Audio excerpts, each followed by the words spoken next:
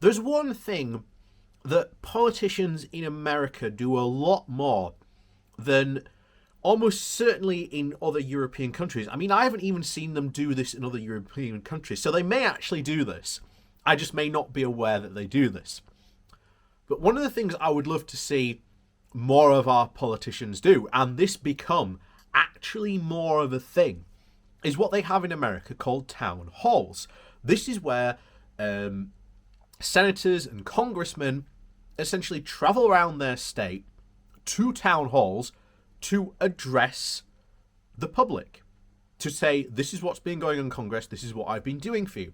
And very often, when you look at US political videos or stuff like that, very often you see the general public absolutely tearing in to their senators and congressmen. And very often, these are indeed signs of weakness in either the Republican or Democratic Party. And again, it goes vice versa for two ways. And I wish more of this would happen, because generally, could you imagine for a second if Jacob Rees-Mogg went back to his home, county in Somerset and absolutely started getting ripped to shreds by his own constituents for the liberalisation of planning laws, which again, much of the southern South Conservative home county constituencies are very much against.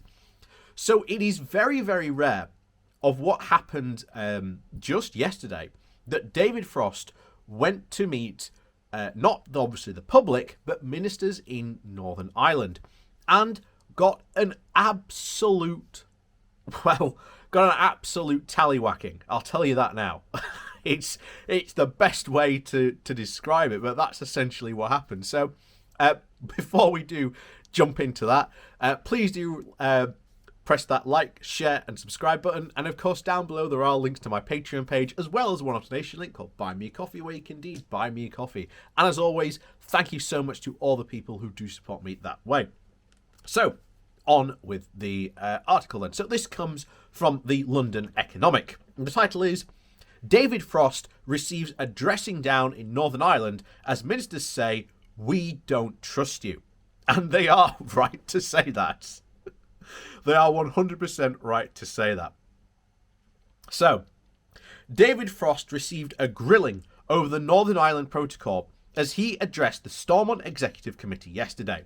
Appearing in front of the Northern Ireland Assembly, he said that the UK government does not regard the protocol as definitive, despite it forming part of an international treaty signed by the UK.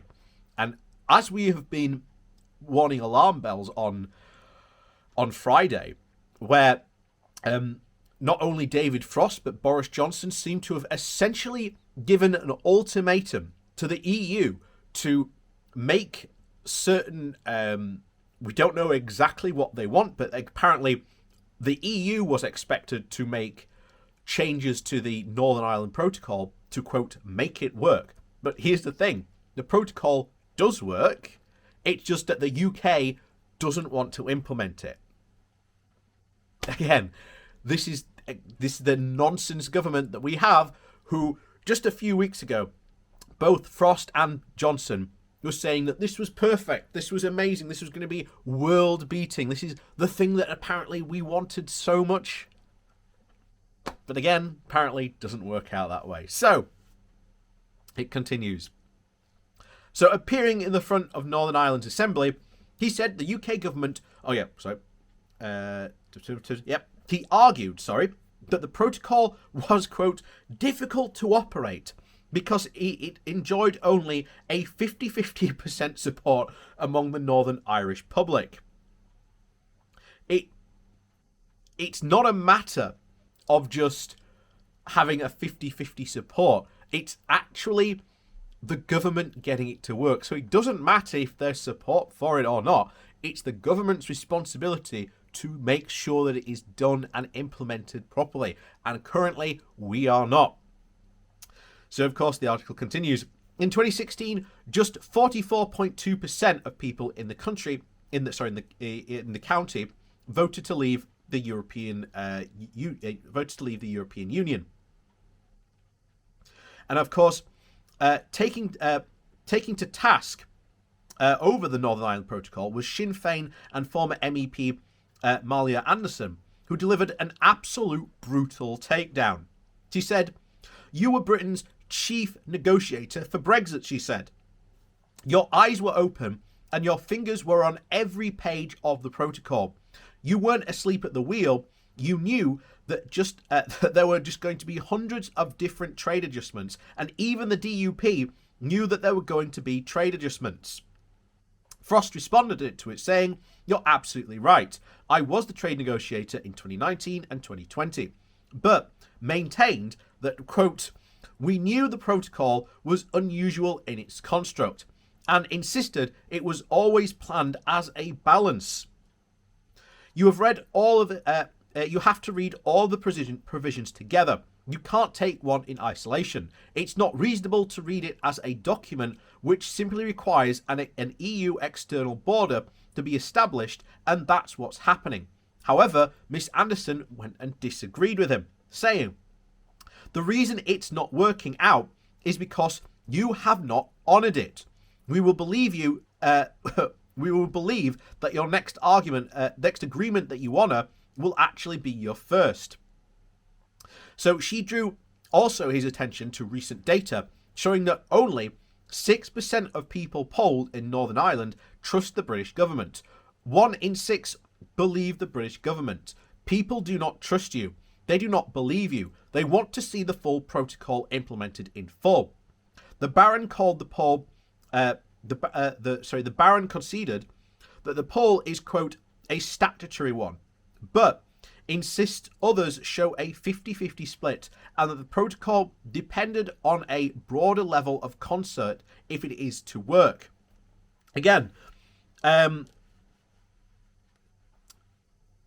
she was completely and absolutely right in this.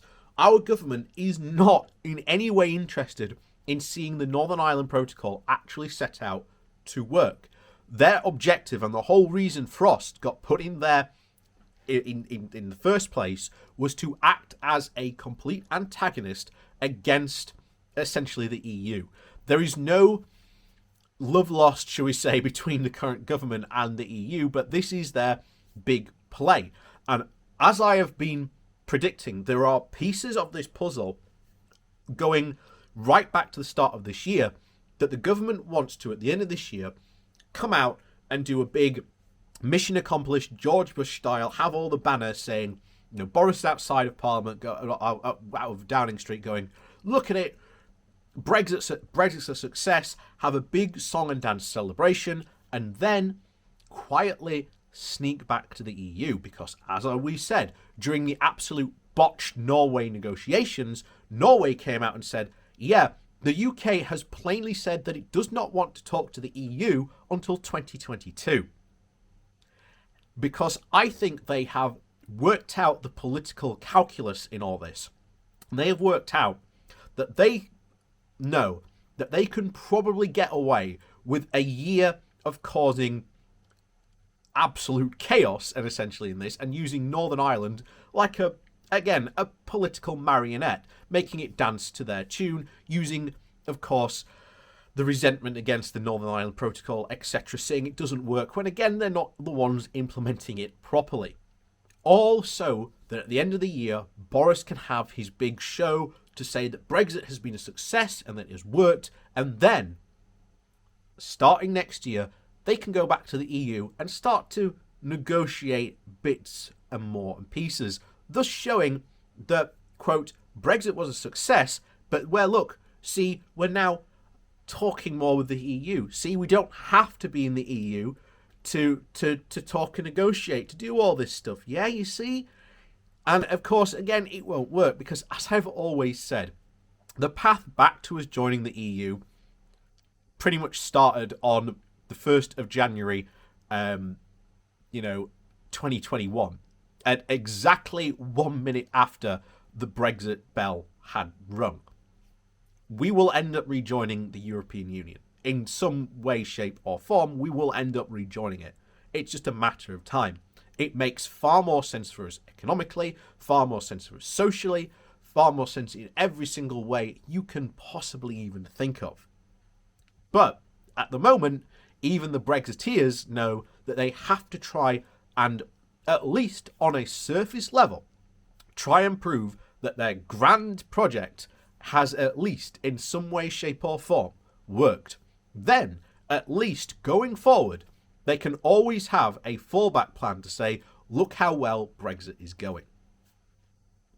So, as always, thank you very much for watching. Please do remember to hit that like, share and subscribe button on your way out. And of course, down below there are links to my Patreon page, as well as a one-off donation link called Buy Me Coffee, where you can indeed buy me coffee. And as always, thank you very much for watching, and we'll see you all next time.